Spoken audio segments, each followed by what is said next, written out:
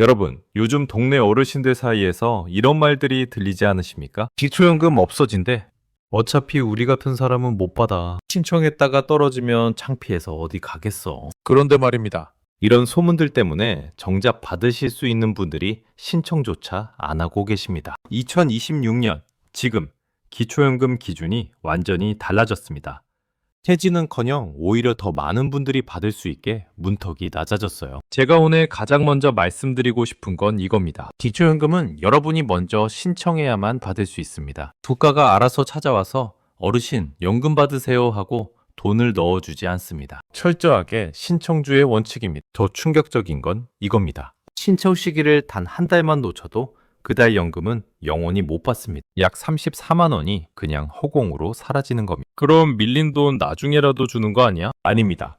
국가는 과거 못 받은 돈을 소급해서 주지 않습니다. 1년만 늦어도 400만 원이 넘는 돈을 그냥 길바닥에 버리는 셈이에요. 그래서 오늘 이 이야기 끝까지 들으셔야 합니다. 2026년 새로 바뀐 기준, 몰라서 손해보는 함정들, 그리고 지금 당장 확인해야 할 것들을 하나하나 짚어드릴 겁니다. 남들은 다 챙겨가는데 나만 몰라서 못 받으면 그것만큼 억울한 일이 어디 있겠습니까? 많은 어르신들이 이렇게 생각하십니다. 나는 집도 자식한테 다 넘겼고 내 명의로 된 재산이 없으니까 이제 기초연금 받을 수 있겠지? 착각입니다.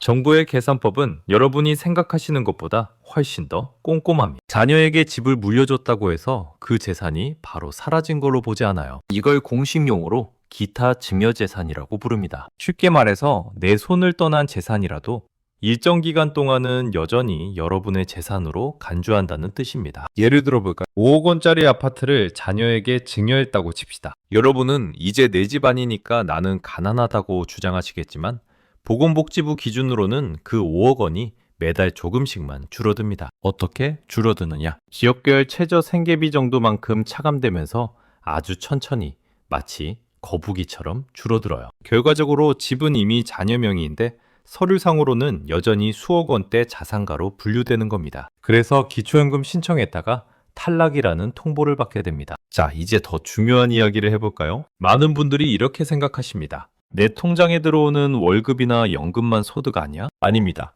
나라의 계산법은 훨씬 복잡해요. 여러분의 집값, 예금, 심지어 타고 다니는 자동차까지 전부 월 소득으로 환산해서 더합니다. 이렇게 나온 최종 합계를 소득 인정액이라고 부릅니다. 이 금액이 국가에서 정한 합격선을 단 10원이라도 넘으면 가차없이 탈락입니다. 2026년 새롭게 적용되는 산정 기준액은 이렇습니다. 단독 가구는 월 247만 원, 부부 가구는 월 395만 2천 원. 나는 국민연금 100만 원만 받는데 247만 원보다 훨씬 적으니까 문제 없겠네? 천만의 말씀입니다. 여러분이 깔고 앉은 집값과 통장의 예금이 이 장벽을 순식간에 높여버리거든요. 그런데 다행히 이 벽에는 비밀 통로 같은 게 있습니다. 특히 지금도 현장에서 일하시는 부지런한 어르신들이라면 꼭 기억하셔야 할 숫자가 있어요. 협진 유무만화. 2026년 인상된 최저임금을 반영해 근로소득 공제 한도가 116만 원으로 올랐습니다. 이게 뭐냐면요. 여러분이 일해서 번 돈에서 무조건 먼저 106만 원을 빼준다는 겁니다. 그런데 여기서 가장 무서운 장벽이 하나 더 있습니다. 바로 재산을 소득으로 바꿔버리는 연 4% 환산율입니다. 은행에 현금 1억 원을 꼬박꼬박 모셔두셨다고 칩시다. 나라는 이 돈을 그냥 예금으로 보지 않아요. 매달 약 33만 원의 소득을 올리고 있는 능력자로 간주합니다. 이런 이야기가 오늘 조금이라도 도움이 되셨다면 구독과 좋아요로 함께 마음을 나눠주세요. 자, 이제 여러분의 귀를 어지럽히는 잘못된 소문들을 시원하게 깨부어 드리겠습니다. 첫 번째 오해. 자식이 잘 살면 나는 무조건 탈락이다? 아닙니다. 예전에는 부양의무자 기준이라는 게 있어서 그랬지만 지금은 완전히 달라졌어요. 기초연금은 오직 어르신 본인과 배우자의 소득과 재산만 봅니다. 자녀가 재벌이어도 상관없습니다. 자녀가 여러분에게 매달 수백만 원씩 생활비를 보내주는 게 서류상으로 잡히지 않는 한 자녀의 재산 때문에 연금이 끊기는 일은 절대 없어요. 두 번째 오해. 국민연금 받으면 기초연금은 신청조차 못한다? 이게 가장 억울한 착각입니다. 국민연금을 오래 부었다는 이유로 기초연금을 아예 못 받는 줄 알고 신청 안 하시는 분들 정말 많아요. 물론 국민연금액에 따라 기초연금이 조금 깎이는 연계감액 제도가 있긴 합니다. 하지만 깎이더라도 신청해서 받는 게 무조건 이득이에요. 세 번째 오해. 집 한 채만 있어도 무조건 탈락이다? 내가 사는 집이 공시 가격으로 5억인데 무슨 연금을 받아? 이렇게 생각하시죠? 하지만 나라는 여러분이 살고 있는 집을 계산할 때 기본 재산 공제라는 혜택을 줍니다. 배도시에 사신다면 집값에서 무려 1억 3,500만 원을 먼저 빼고 계산해줘요. 중소도시는 8,500만 원, 농어촌은 7,500만 원을 공제합니다. 자, 이제 실제로 일어난 안타까운 사례들을 통해 여러분의 돈을 지키는 법을 배워볼까요? 사례 1. 한 달 늦게 신청해서 34만 원 날린 김씨. 경기도에 사시는 김어르신은 만 65세 생일이 지나고 나서야 주민센터를 찾으셨습니다. 그런데 청천벽력 같은 소리를 들었어요. 기초연금은 생일이 속한 달 1개월 전부터 신청할 수 있는데 생일 지나서 신청하셨으니 지난달치는 못 드립니다. 며칠 늦게 신청했다는 이유로 첫 달치 연금 34만 원이 허공으로 날아갔습니다. 이제 미리 모르면 당할 수밖에 없는 독소 조항들을 말씀드릴게요. 독소 조항 1. 대형차 한 대 때문에 연금 끊긴다. 10년 넘게 탄 낡은 대형 세단 한 대. 중고차 시장가는 몇백만 원밖에 안 합니다. 그런데 이 차 때문에 기초연금에서 탈락하실 수 있어요. 왜냐? 배기량 3000cc 이상 또는 차량가액 4천만 원 이상의 차량은 고급 자동차로 분류되어 재산으로 매우 불리하게 반영되기 때문입니다. 독소 조항 2. 이사 갔다가 연금 끊긴다. 서울 복잡한 곳 떠나서 공기 좋은 시골로 가자. 그렇게 경기도 외곽으로 이사하신 분이 계세요. 집값은 서울보다 훨씬 싼 곳으로 가는데 이사 가자마자 연금이 뚝 끊겼습니다. 이유는 지역별 기본재산 공제액 차이 때문입니다. 서울 같은 대도시는 재산에서 1억 3,500만 원을 빼주지만 중소도시는 8,500만 원, 농어촌은 7,500만 원만 빼줍니다. 결국 서울에 살 때는 서류상 가난한 사람이었는데 시골로 이사 가는 순간 갑자기 서류상 부자가 되어버린 거예요. 독소 조항 3. 예금 이자가 독이 된 평생 허리띠 졸라매며 통장에 몇 천만 원을 모아두신 분. 내 통장에 현금만 있지 일도 안 하는데 연금이 왜 깎이지? 범위는 바로 금융소득입니다. 예금에서 나오는 이자가 매달 일정 금액을 넘으면 그게 다 여러분의 소득으로 잡혀요. 나는 이자 받아서 쓰지도 않고 다시 저축했는데 소용없습니다. 나라에서는 그 이자를 여러분이 매달 쓰는 생활비로 간주해서 연금을 싹둑 잘라버립니다. 독소 조항 4. 자식 집에 얹혀 살면 월세 내는 것처럼 계산된다. 집 없는 서러움에 아들 명의 아파트에 들어가 사는 분이 계세요. 그런데 갑자기 기초연금 수령액이 줄어들었습니다. 자녀 명의 집의 공시가격이 일정 수준 이상이면 거기 사는 부모님이 매달 임대료만큼의 이득을 보고 있다고 계산하는 무료임차 소득제도 때문입니다. 월세 한 푼 안 내고 살아서 좋았는데 국가는 그 공짜 월세를 여러분의 소득으로 기록해버립니다. 복잡하죠? 걱정 마세요.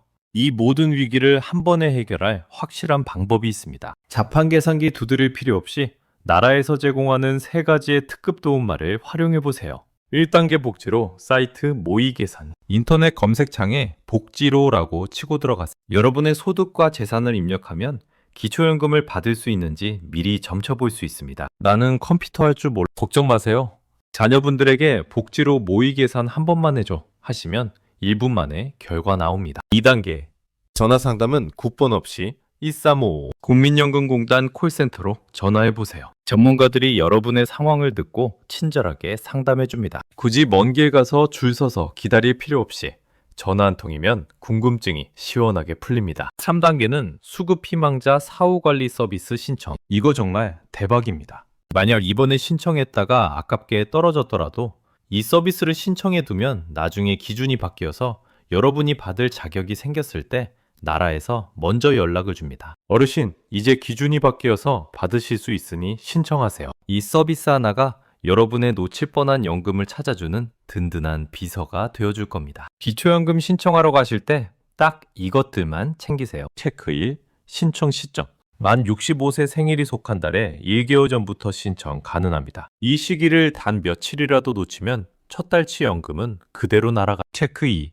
행복지킴이 통장. 기초연금을 받기로 했다면 반드시 이 통장을 개설해서 그리로 연금을 받으세요. 이 통장에 들어온 돈은 그 어떤 빚쟁이도 그 어떤 은행도 절대 건드릴 수 없습니다. 여러분의 소중한 생계비를 국가가 법으로 지켜주는 방패막이입니다. 체크 3. 소득재산 변동 확인, 이사, 차량 변경, 증여 계획이 있으면 먼저 확인하세요. 잘못하면 받던 연금이 끊기거나 새로 받을 수 있는 연금을 놓칠 수 있습니다. 체크. 4.